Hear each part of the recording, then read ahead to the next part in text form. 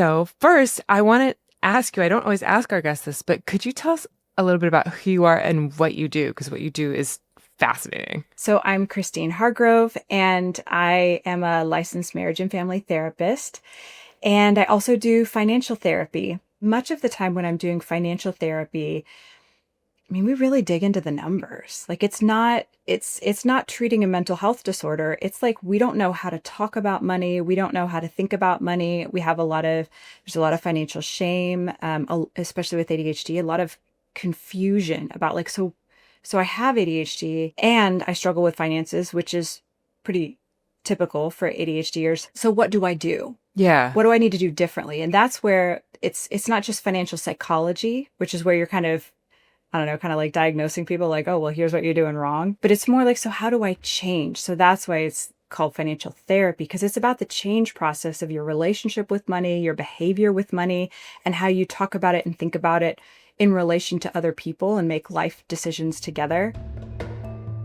If we had the cash to open this episode with the Pink Floyd song Money, we'd just use that for the intro, but we do not. Thoughts, however, are free. And I'm betting just saying the name got it stuck in your head, so you're welcome. See, we're cost cutting already. I'm always asking our guests, who should we talk to? What's something no one knows about? And Ari Tuckman, who, by the way, was great on our dopamine episode, you should check it out, instantly said, oh, you need to talk to Christine Hargrove. She does financial therapy for people with ADHD. Financial therapy for people with ADHD. We were intrigued and a little skeptical. People with ADHD are notoriously bad with money. It's something that causes us endless grief. The late bill, the impulsive purchase that we'll probably forget to return even if we don't like it. The deeper things, wrecked credit, lost jobs, the toll it can take on relationships, all these mistakes that are so hard to stop making and so hard to fix. So the idea that there was a smart person on there specifically focused on ADHD and finances was pretty appealing, if it worked. So we called Dr. Christine Hargrove, and she gamely agreed to come on and explain what she does and why it can be so life-changing for people with ADHD. This week on Hyperfocus, Talking Money with Dr. Christine Hargrove.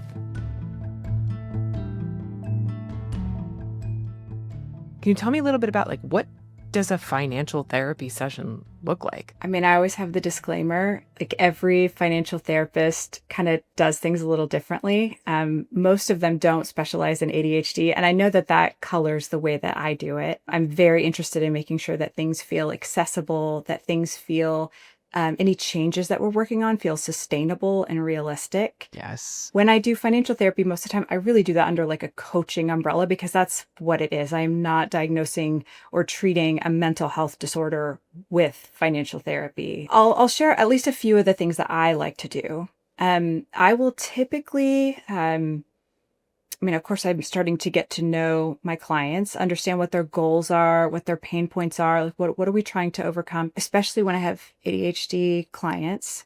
I really like to understand, so of the 7 executive functions that are all sort of affected by ADHD, but like which ones are the biggest sources of pain, are the gaps.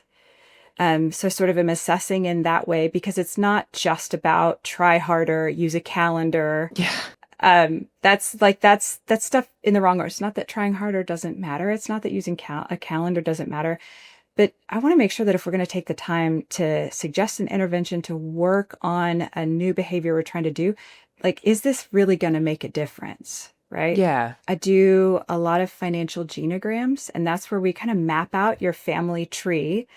And with like circles and squares and all these like symbols, it looks like if you're looking at like a football playbook. Mm-hmm. And then we start marking on it. So a typical genogram is a way that family therapists Yes. or people who think from that lens, they map out these relationships, the family history, because patterns tend to transmit. I learned about those in grad school. Yes. I have a counseling degree, and I had never thought of applying it to how you would manage money, because of course it makes sense that what you've seen your family structure do would have a big influence on how you manage your own finances, how you interact with them, how you feel about them. Sometimes in that we can catch some gender dynamics. Oh. It depends. Every family is a little different, but there are some, there's some things that I will sort of tend to look for. We include like what occupations did different people do. Sometimes they changed careers. How old were you when that happened? Did you witness like a financial transformation or financial trauma, a major event that like sort of forever altered the way that you understand money and your relationship to it. We also get into sort of what we call like moneygrams. So these like distilled meanings of money that we pick up in childhood based on something that we saw, maybe something somebody said that we've just kind of given outsized importance. Okay. Sometimes we use it as like a rule of thumb. Sometimes you may believe that it's never okay to bring up, I'd like to be paid for this, because you were taught you don't initiate conversations about money because of something that you saw. So a moneygram is something where it's like, it's maybe kind of like a moray or a way of thinking about things that you absorbed from your life that may or may not be actually helpful. Like, you know, we don't talk about money, or yes, like getting a lot of something is better than getting one thing you keep forever. I don't know. I'm making things up, but no, that's perfect. Because it's like, so there's full on like meanings of money, messages about money. But a moneygram is a little more like a telegram. Like it's distilled really, really sharply, and there's a lot of stuff missing. So by the time you're on the other end of that moneygram, when you grow up as an adult and you're still like, you've probably made sense of the moneygram in a whole other way than it was originally meant. Okay. What are some common challenges for people with ADHD with money? Like, I think for myself, my issue is probably common for people with inattentive ADHD, which is that I lose a lot of things. And I also am bad at like remembering things like putting the cap on the toothpaste, or, you know, not misplacing something that I like. So a lot of the research is basically like the TLDR is that like having ADHD makes your finances harder. It makes it harder to earn more money. It makes it harder to manage your money well, and it makes it harder to save money. You're more likely to have career changes, to have lost productivity if you have, and then if you add on that if you're a parent, you might have kids with ADHD. And so you're going to be missing more work. So there's a real effect on your income that we see.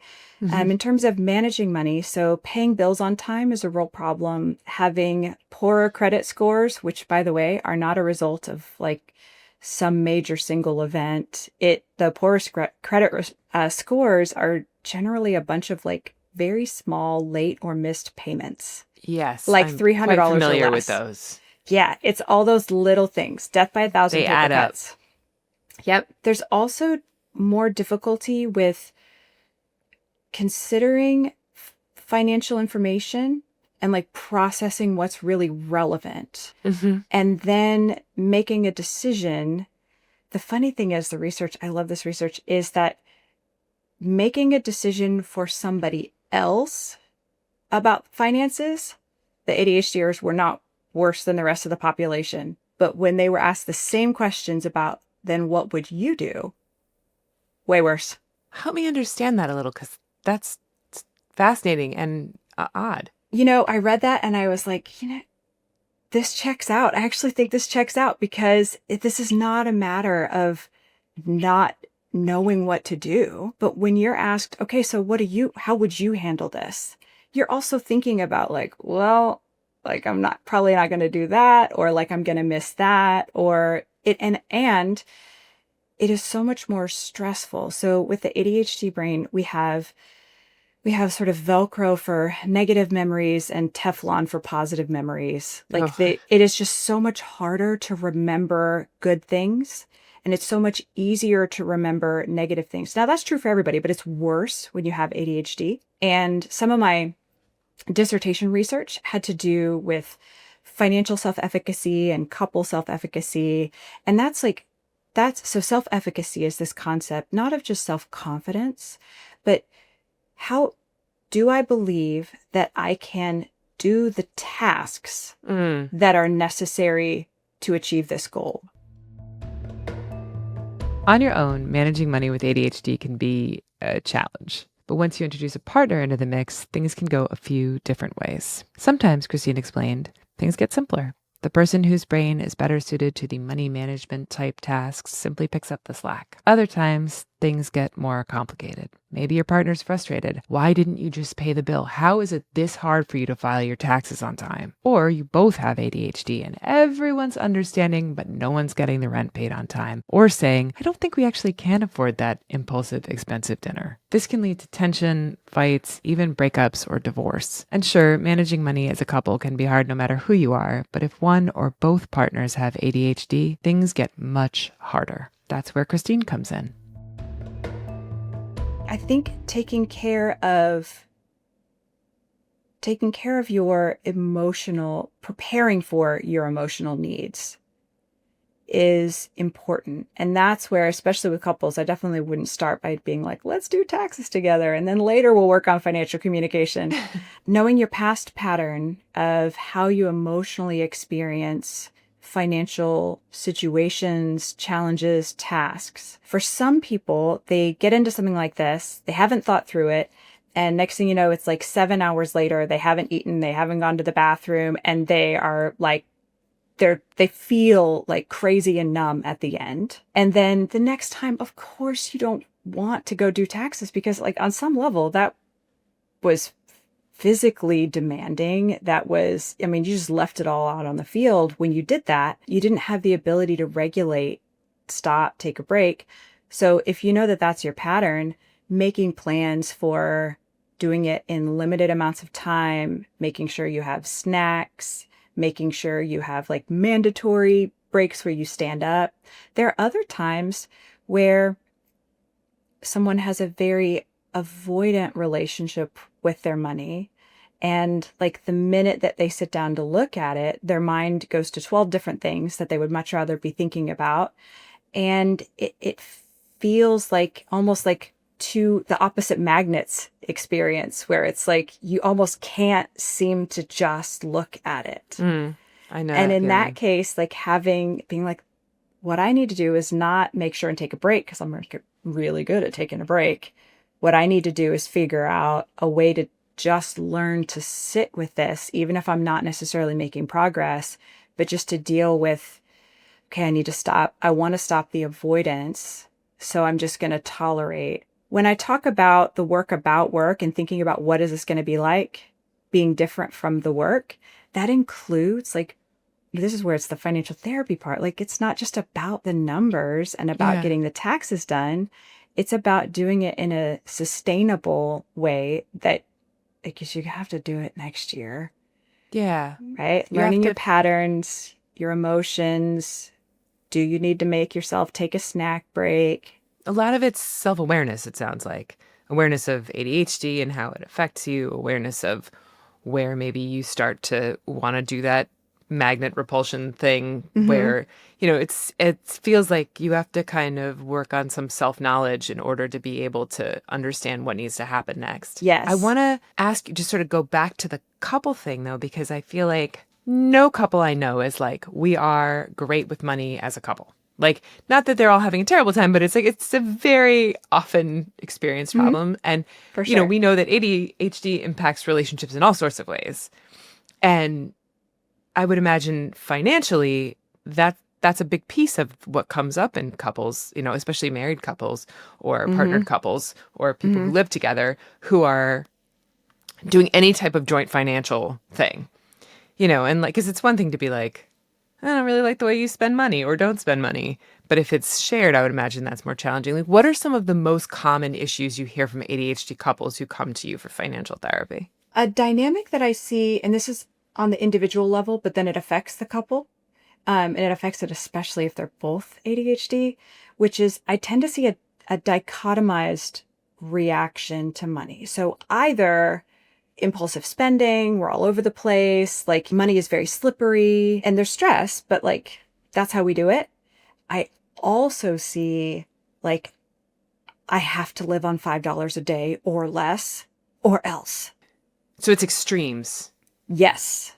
Yeah. So there's this very polarized dichotomy of like money is just kind of flowing. It's like water. It's just like in and out. Sometimes it's there, sometimes it's not. Like it's hard to hold track. And then like I have to act like I'm going to turn this into a diamond with the strength of a grip. And both of those I mean, both of those come out of real places of pain and lack of self-trust. Neither one is comfortable. No, and I can understand both, because I feel like a lot of ADHD things are like, for me, it's cleaning. Like, either my house is spotless, and if I let one thing go wrong, like it's just the house of cards tumbles and it's chaos, or it is chaos and I'm like, oh, this is how we live. It can be a very polarized experience of things that are hard. Yes. And so money, same thing. Something that I think is misunderstood is, in a typical couple, if there is someone who is mismanaging their money, they don't really tell the truth, they're not open about it, then people start bringing up the financial infidelity concept. What's that? It's intentional hiding it's sort of intentional hiding of money, misspending of money, betrayal. Oh, it so is a financial betrayal. Having financial issues, but you're hiding it from your partner. Mm-hmm. When I work with couples with ADHD,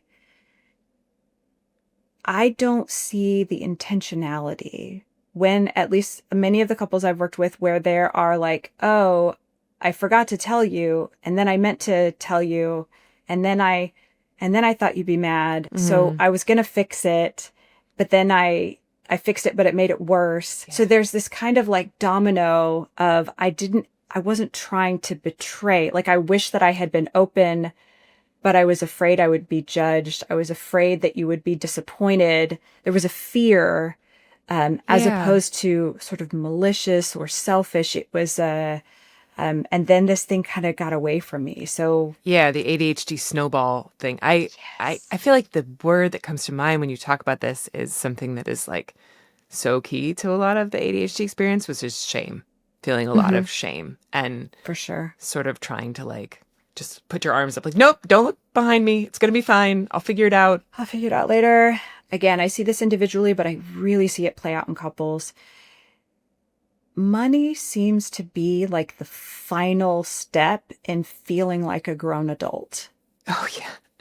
I can see that, absolutely. And so often, I mean, the way that we typically do our finances, the way we are taught to think about money, if at all, and then like the different platforms, the different approaches, like you do your monthly, and like there are so many systematic issues with the ways that we typically do money. They're very neurotypical centered, and we don't have a lot of well-known alternatives.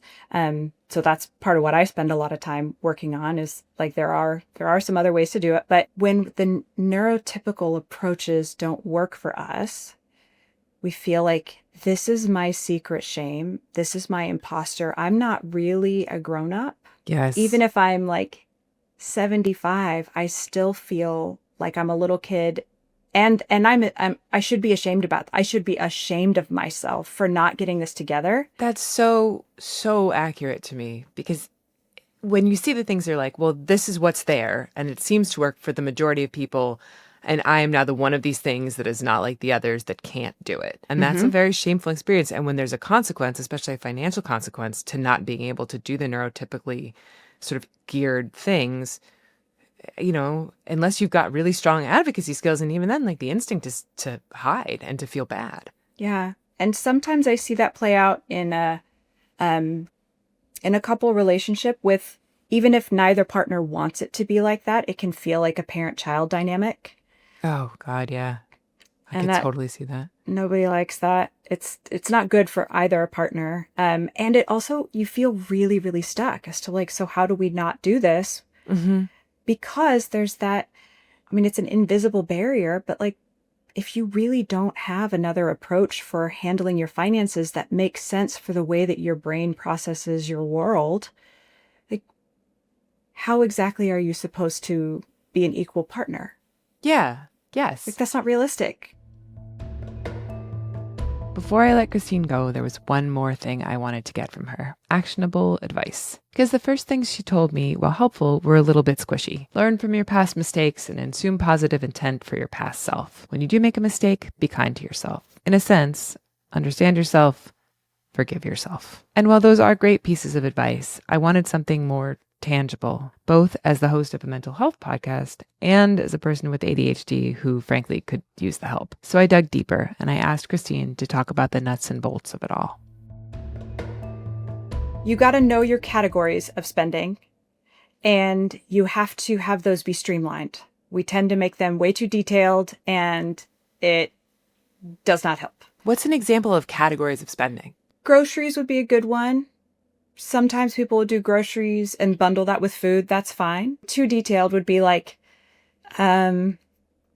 subscriptions for entertainment, subscriptions for car wash, subscriptions for internet. So when you write down your spending categories for a person with ADHD, is that a way of like giving yourself kind of like a visual map of like, where does your money actually go? 'Cause sometimes I feel like mine just evaporates. Yes. So write down categories of what you spend money on, and then you need to estimate an extra 15%. It is better if you do that when you first estimating it, doing it on an annual basis, not on a monthly basis, because you're more likely to be accurate if you estimate it on an annual basis. It's prospective memory, thinking about your future self. Okay. Because when you're trying to make financial decisions, we tend to focus on any decision that is clear, and we avoid things that are ambiguous. And so adding those categories of spending adds a little more clarity to, well, where does my money go? And I imagine for people with an ADHD brain, having something really concrete that you can say like, okay, I get it, I can actually see it, is a very helpful thing. And I love the 15% extra thing, because I know we talk a lot about the ADHD tax, sort of like the extra money you pay just for having ADHD. And I'm not even talking about the money you pay for treatment and, medication and et cetera. But like just the things that like I said, I lose a lot of things. I got to buy them again. Yep. That 15%, does that cover the ADHD tax? Kind of depends on, it's always your mileage may vary. I think that what that does is it covers misestimations decently. Okay. So when you set up, like I just did this morning with some clients, income on one side, sources of income, expenses on the other, and your retirement investments and emergency savings, those stay as expenses that you're contributing to. Do not move them over to the like potential sources of income. Oh, so don't future trip. Yeah. That's a common problem for a lot of us, I would imagine, where it's like, I someday will have this fabulous job. So don't spend against something that's not there. Yes. And don't think of your savings as like backup income. Yes, that is a very important piece, I could see. And it's not a bad thing if you have like some savings, but emergency. Yes. That's good advice, I feel like, for everybody. Like savings This is true. are almost like it's helpful to forget they are even there. Like So apps, what's your feeling on apps? Because I feel I use like a savings app that takes money out of my account for me. I rely heavily on like my things that I've found, tools that are not so much neurotypical tools, things that feel like they work with my brain to help me understand sort of like those realities like you're talking about of my finances, that I basically need an outside brain to do the stuff that my ADHD brain either can't or won't do. Right. Does that work for a lot of your clients? And if so, do you have recommendations? Automatic savings can be helpful. Definitely automatic investments. So being able to invest regularly and often in a, most of the time they would say just a basic fund that tracks the index. There's a lot of different approaches. You can look into that on your own. But investing early and often is better than investing late, huge amounts, and it's easier. So having some of those things be automated is excellent. I presented at the International Conference on ADHD this last year, and I came up with an acronym that sort of wrote itself while I was sitting there just thinking about like, what do people want to know? What do I want to share? The acronym is SAVOR. And this is how I evaluate and help people evaluate if an app or approach will work for them. And the key thing is that each one of these things might be slightly different depending on your own personality, what you value. So the first one is this streamlined, right? Okay. Like, does it have a bazillion steps? Is it super complicated? Is it accessible? Do I have the information that I need when I need it without having to like sit there for 2 hours and go back and redo everything? So is it accessible? Is it visual? Does it present information in a visual way? Is it engaging? That includes the emotional component, not limited to, but is there activity? An example of engaging that like isn't that motivating for me, but is motivating for most people with ADHD is like gamification. Okay. And then is it realistic? Like, are the numbers realistic? Because if they're not realistic, I'm just going to avoid the whole thing.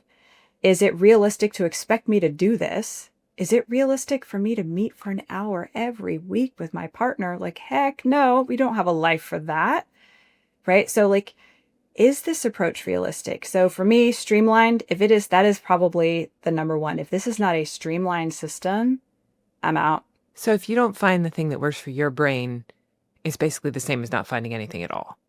I feel that way about almost every ADHD tool, a planner, a calendar, an app, whatever it is. If it's not something I'm actually going to use, what's the point? Mm-hmm. It's just something I probably wasted money on, honestly. All right. I know we're over time, but I have one question for you that I'm just really curious about. What is the best financial advice as a woman with ADHD that you've ever gotten? Ooh, that's a good question. The best budget is something you can follow on your worst day, not your best day. That's great. In the financial field, and I understand where it's coming from, like CFPs, AFCs, like what the problem is that they have to present to you the financially optimal approach. Yeah. But if that only works when like the sun, moon, and stars align, that's not actually the best plan for you. The best plan, best budget, the best approach is something that even when the chips are down and you feel you're overwhelmed with shame, you can't believe that happened, you lost your job, if you have an approach to your finances that you're willing to at least sit with and just do something, that's a win. Christine Hargrove, thank you so much for coming on. This has been deeply fascinating and honestly something that I will be using for the rest of my life. I think I'm going to hold on to Savor forever and pass it around. Thank you so much for coming. That was so cool. Sure. Thank you. Thank you for having me. Thanks for listening to this episode of Hyperfocus. If you have any questions or ideas for future topics, write me an email or send a voice memo to hyperfocus@understood.org. Hyperfocus is made by me, Ray Jacobson, and Cody Nelson. Our video producer is Calvin Knee. Our music comes from Blue Dot Sessions, and Justin D. Wright mixes the show. Samaya Adams is our supervising producer, Brianna Berry is our production director, and Neil Drumming is our editorial director. This show is brought to you by understood.org. Our executive directors are Laura Key, Scott Koshier, and Seth Melnick. Understood is a nonprofit organization dedicated to empowering people with learning and thinking differences like ADHD and dyslexia. If you want to help us continue this work, you can donate at understood.org/give.